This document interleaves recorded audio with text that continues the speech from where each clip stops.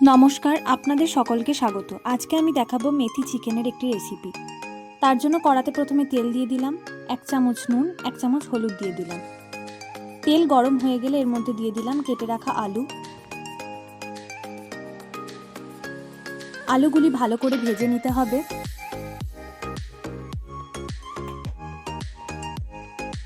আলু লাল লাল করে ভাজা হয়ে গেলে অন্য একটি পাত্রে আলুগুলি তুলে রেখে দেব।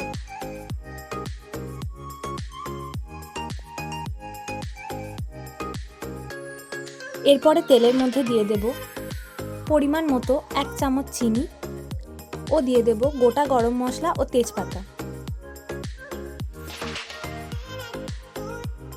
এরপর দিয়ে দেব পেঁয়াজ কুচি।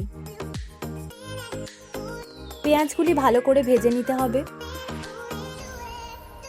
পেঁয়াজ লাল লাল করে ভাজা হয়ে গেলে তার মধ্যে দিয়ে দেব 2টে গোটা টমেটো।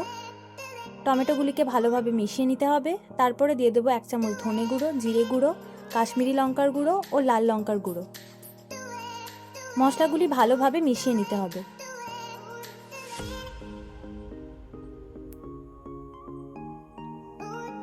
এরপরে দিয়ে দেব 2 চামচ আদা বাটা। আবারও মশলা ভালো করে কষিয়ে নেব। এরপরে দিয়ে দেব 3 চামচ হলুদ গুঁড়ো। মশলা ভালো করে কষানো হয়ে গেলে মশলার মধ্যে দিয়ে দেব চিকেন। মশলার সাথে চিকেনটিকে ভালোভাবে মিশিয়ে নিতে হবে। তারপরে দিয়ে দেব 2 চামচ টমেটো সস। এরপরে আবারও নাড়িয়ে ছাড়িয়ে ঢাকা দিয়ে দেব 10 মিনিটের জন্য। 10 মিনিট পর ঢাকা খুলে মাংস আবারও ভালোভাবে নেড়ে নিয়ে দিয়ে দেব ভেজে রাখা আলু।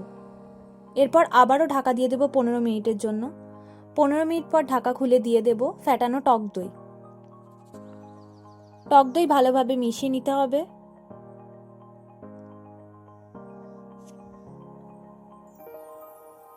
এরপরে দিয়ে দেব ভাজা মশলা। সবার শেষে দেব মেন উপকরণ কসুরি মেথি। ব্যাস রেডি হয়ে গেল দুর্দান্ত স্বাদের মেথি চিকেন। রেসিপিটি আপনাদের ভালো লেগে থাকলে চ্যানেলটি সাবস্ক্রাইব করে দেবেন। ধন্যবাদ।